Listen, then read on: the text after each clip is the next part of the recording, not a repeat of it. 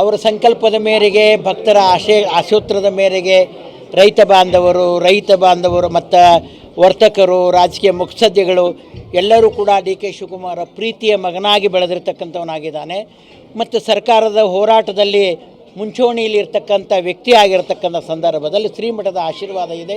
ಮುಂದಿನ ದಿನಗಳಲ್ಲಿ ಅವರು ಅಧಿಕಾರ ಸ್ವೀಕಾರ ಮಾಡ್ತಾರೆ. ಇದೇ ಬಾರಿ ಆಗಲಿ ಅಂತಕ್ಕಂಥ ಆಶೀರ್ವಾದವನ್ನು ದಯಪಾಲಿಸಿದ್ದೀವಿ, ಆಗ್ತಾರೆ ಅಂತಕ್ಕಂಥ ಮಾತನ್ನು ಹೇಳ್ತಾ ಇದ್ದೀವಿ. ಒಳ್ಳೆಯದಾಗಲಿ. ಭೇಟಿ ಆಗೋದೇನಪ್ಪ, ಯಾವಾಗಾರು ಅವರು ಈ ರಾಜಕೀಯ ವಿಚಾರದಲ್ಲಿ ಮಟ್ಟಕ್ಕೆ ಬರಲ್ಲ. ಅವರು ತಮ್ಮದೇ ಆಗಿರ್ತಕ್ಕಂಥ ಆರೋಗ್ಯ ಚಿಂತನೆ ಇದ್ದಾಗ ಸಮಯಕ್ಕೆ ಬಂದ ಆಶೀರ್ವಾದ ಪಡೀತಾರೆ. ಶ್ರೀಮಠದಲ್ಲಿ ನಿರಂತರ ಸಂಕಲ್ಪ ಪೂಜೆಯನ್ನೇ ಪಾಲ್ಗೊಂಡಿರ್ತಕ್ಕಂಥ ವ್ಯಕ್ತಿಯಾಗಿದ್ದಾರೆ. ಅವರಿಗೆ ಭಗವಂತ ಆರೋಗ್ಯ ಭಾಗ್ಯ ಸಂಪತ್ತನ್ನು ಕೊಟ್ಟು ಕಾಪಾಡಲಿ. ಸರ್ವೇ ಜನ ಸುಖಿನೋ ಭವಂತು. ಎಲ್ಲರ ಕಣ್ಮಣಿಯಾಗಿ ಎಲ್ಲ ಒಂದು ದೇಶದ ಸೇವಕನಾಗಿ ನಿರಂತರ ಬದುಕನ್ನು ರೂಪಿಸ್ಕೊಳ್ಳಿ ಅಂತಕ್ಕಂಥ ಆಶೀರ್ವಾದನ ದಯಪಾಲಿಸ್ತೇವೆ. ಶಿವಂಬಯ್ಯ.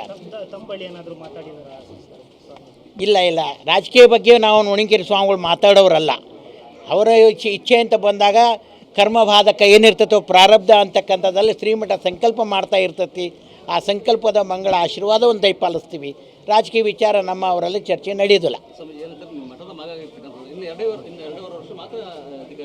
ಆಗಲಿ, ಎಷ್ಟೈತೋ ಅಷ್ಟೇ ಸೇವೆ ಇತ್ತೋ ಪರಮೋಧರ್ಮ.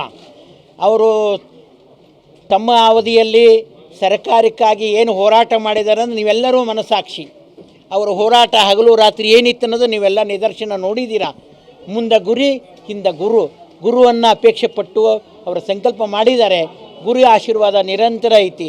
ಇವತ್ತು ಗುರುಪೂರ್ಣಮಿ ಮತ್ತು ಸತ್ಯ ಸಾಯಿಬಾಬಾ ಶಿರ್ಡಿ ಸಾಯಿಬಾಬರ ಒಂದು ಸಾನ್ನಿಧ್ಯದಲ್ಲಿ ಆಶೀರ್ವಾದವನ್ನು ದಯಪಾಲಿಸ್ತೀವಿ.